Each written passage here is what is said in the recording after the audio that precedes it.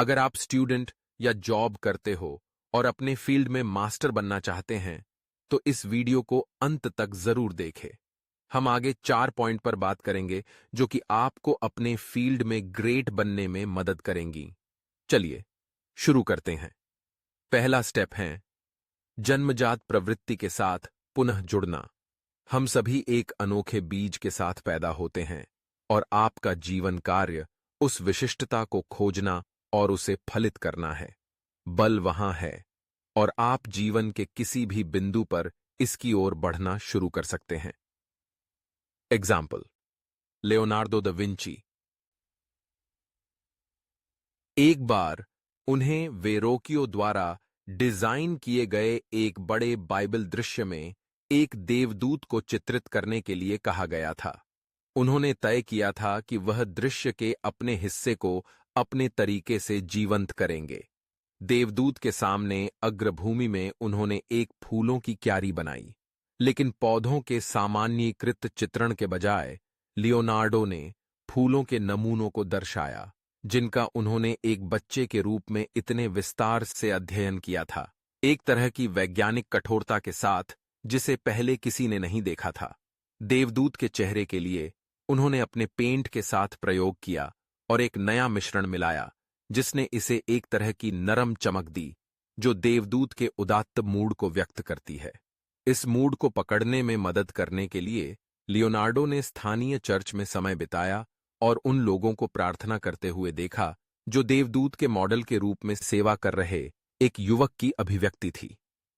और अंत में उन्होंने निर्धारित किया कि वे यथार्थवादी देवदूत पंख बनाने वाले पहले कलाकार होंगे।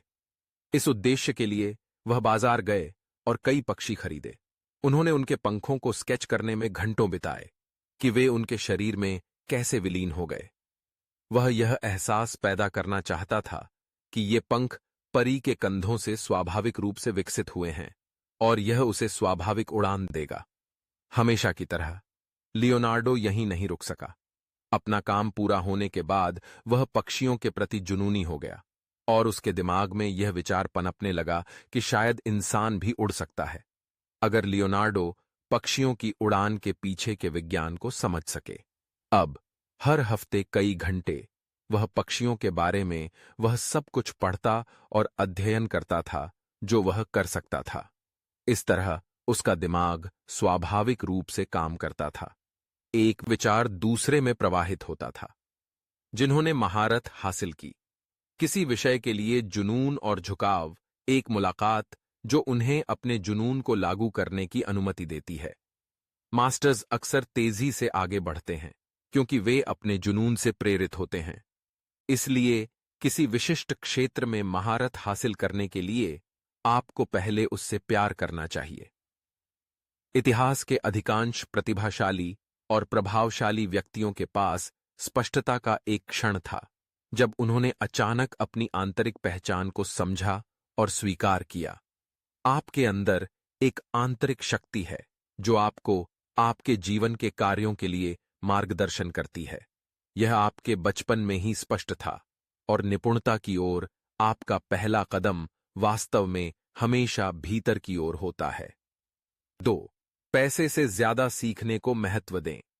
अपनी आंतरिक पुकार को पहचानने के बाद लोग सबसे बड़ी स्टेटस या फाइनेंशियल सर्विसेज वाले अवसरों की तलाश करते हैं।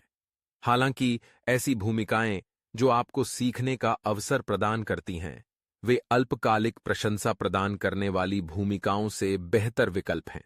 इसलिए इन भूमिकाओं पर विचार करें, भले ही वे अच्छी तनख्वाह न देती हों। आप आगे चलकर प्रतिष्ठित और अच्छे वेतन वाली नौकरियां प्राप्त कर सकते हैं। महत्वपूर्ण बात यह है कि यदि आपने रास्ते में कुछ सीखा है तो आपको ये प्रतिष्ठित नौकरियां मिलने की अधिक संभावना है। सीखने की भूमिका से आपको जो व्यावहारिक ज्ञान प्राप्त होगा वह आने वाले दशकों तक आपकी मदद करेगा।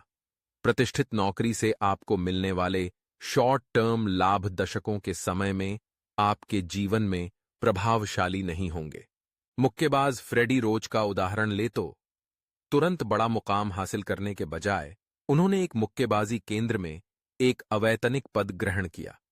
इस भूमिका में रोच अपने कौशल को प्रभावी ढंग से विकसित करने में सक्षम थे और मुक्केबाजी में अपने भविष्य के पेशेवर करियर की गारंटी देते थे। अंत में रोच ने पहले किसी अन्य क्षेत्र में अच्छी तनख्वाह वाली नौकरी करने की तुलना में काफी अधिक पैसा कमाया। चार्ल्स डार्विन का उदाहरण फ्रेडी रोच ऐसे एकमात्र सफल व्यक्ति नहीं हैं जिन्होंने अपने प्राथमिक वर्षों के दौरान प्रतिष्ठा से ज्यादा सीखने को प्राथमिकता दी। उदाहरण के लिए, चार्ल्स डार्विन ने मेडिकल स्कूल में दाखिला लेने और चर्च में अच्छी तनख्वाह वाली नौकरी को ठुकरा दिया। इन अवसरों का लाभ उठाने के बजाय डार्विन ने सीखने पर जोर देने वाला एक वैकल्पिक मार्ग चुना। उन्होंने अपने पिता को HMS बीगल पर एक अवैतनिक कर्मचारी के रूप में काम करने की अनुमति देने के लिए मना लिया। इस यात्रा में उन्होंने विदेशी पौधों और जानवरों के बारे में अविश्वसनीय जानकारी प्राप्त की। यह निर्णय लिए बिना डार्विन शायद कभी विकास के सिद्धांत को विकसित करने वाले व्यक्ति नहीं बन पाते। बेंजामिन फ्रैंकलिन ने भी मौद्रिक लाभ के बजाय सीखने के अवसरों को अपनाया। फ्रैंकलिन के पिता एक आकर्षक मोमबत्ती बनाने का व्यवसाय चलाते थे और उन्होंने सुझाव दिया कि बेंजामिन पारिवारिक व्यवसाय को संभाल लें। निस्संदेह यह आसान विकल्प होता और फ्रैंकलिन को तत्काल मौद्रिक पुरस्कार मिलता। हालांकि फ्रैंकलिन ने दूर जाने और एक प्रिंटिंग व्यवसाय में काम करने का फैसला किया। इस भूमिका ने उन्हें यह सीखने का अवसर दिया कि पाठ कैसे लिखा जाता है। इस सीखने की प्रक्रिया का परिणाम यह हुआ कि वे अब तक के सबसे प्रभावशाली अमेरिकियों में से एक बन गए। ये तीनों ही प्रसिद्ध व्यक्तियों का एक छोटा सा हिस्सा हैं जिन्होंने अल्पकालिक सफलता के बजाय सीखना चुना। इसलिए आपको प्रतिष्ठा या पैसे पर ध्यान केंद्रित करने से बचना चाहिए।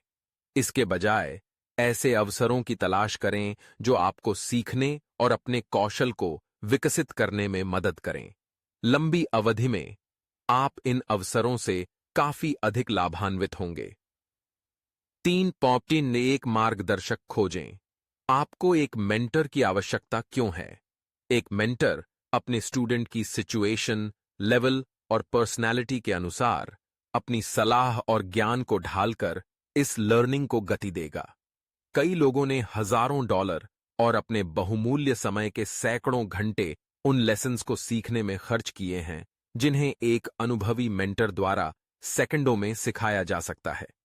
जीवन बहुत छोटा है। आपका क्रिएटिव समय बहुत सीमित है। आप यह सब अकेले नहीं समझ सकते। उदाहरण के लिए, सिकंदर महान ने महान दार्शनिक अरस्तू से राज्य पर शासन करना सीखा। अधिकांश लोग तर्क देंगे कि सिकंदर महान ने राज्यपाल के रूप में अरस्तू के कौशल सेट को आसानी से पार कर लिया। सिकंदर ने अरस्तू से सीखे गए पाठों पर काम किया और अपने अनुभवों के आधार पर इन पाठों को तैयार किया। इसलिए आपका लक्ष्य हमेशा अपने गुरु से आगे निकलना होना चाहिए, न कि उनसे मेल खाना। ऐसा करने का सबसे अच्छा तरीका उनके पाठों को अपने अंदर समाहित करना और उन्हें अपनी जन्मजात शक्तियों के माध्यम से ढालना है। गरीबी की छाया में माइकल फेराडे की यात्रा मेंटरशिप की परिवर्तनकारी शक्ति को उजागर करती है। सीमित संभावनाओं वाले एक बड़े परिवार में पले बढ़े प्राकृतिक दुनिया के बारे में फेराडे की गहन जिज्ञासा ने उन्हें उनकी परिस्थितियों से परे धकेल दिया। उन्होंने एक पुस्तक विक्रेता के साथ लर्निंग प्राप्त की जिसने बौद्धिक संपदा के द्वार खोले। सेल्फ हेल्प पुस्तक। दिमाग में सुधार से प्रभावित होकर उन्होंने प्रयोगों में भाग लिया और व्याख्यानों में भाग लेकर ज्ञान प्राप्त किया। उनकी अथक खोज ने अंततः उन्हें रसायनज्ञ हम्फ्री डेवी के मार्गदर्शन में पहुंचाया, जिनके अधीन फेराडे ने खूब तरक्की की और अंततः वैज्ञानिक उपलब्धियों में अपने गुरु से आगे निकल गए। इसके लिए ऑब्जर्वेशन को सीखना है। अपनी लर्निंग के शुरुआती महीनों में आप जो सबसे बड़ी गलती कर सकते हैं वह यह है कि आप यह कल्पना करते हैं कि आपको लोगों का ध्यान आकर्षित करना है, लोगों को प्रभावित करना है और खुद को साबित करना है। ये विचार आपके दिमाग पर हावी हो जाएंगे और उसे आपके आसपास की वास्तविकता से दूर कर देंगे। आप सबसे पहले यह देखते हैं कि मैदान में कौन अच्छा प्रदर्शन कर रहा है और उनके अवलोकन के माध्यम से नियमों और रणनीतियों को सीखने का प्रयास करते हैं। जैसे जैसे आप अधिक कौशल और समझ हासिल करते हैं, आपको सक्रिय मोड में जाना चाहिए, जहां आप कौशल लेते हैं और इसे स्वयं लागू करते हैं। आपको केवल नियमों का पालन करने से बाहर निकलना होगा और अपने दम पर नए काम करना शुरू करना होगा। आजादी आपको अपने अनूठे तरीके से आगे बढ़ने और महारत हासिल करने की अनुमति देगी। अद्वितीय महारत पूरे इतिहास में सबसे सफल लोगों की एक प्रमुख विशेषता है। उदाहरण के लिए, मोजार्ट छोटी उम्र से ही एक बेहद प्रतिभाशाली संगीतकार थे। हालांकि वे क्लासिक पियानो संगीत का प्रदर्शन करते करते थक गए थे, जो सभी प्रतिभाशाली संगीतकारों के बीच लोकप्रिय था। इसलिए उन्होंने अपना खुद का संगीत बनाने का फैसला किया। मोजार्ट ने अपने से पहले के संगीत से प्राप्त ज्ञान का बहुत उपयोग किया। हालांकि उन्होंने महारत हासिल करने के लिए अपना खुद का अनूठा मोड़ दिया। ग्रीन के लिए यह सच्चा नवाचार है।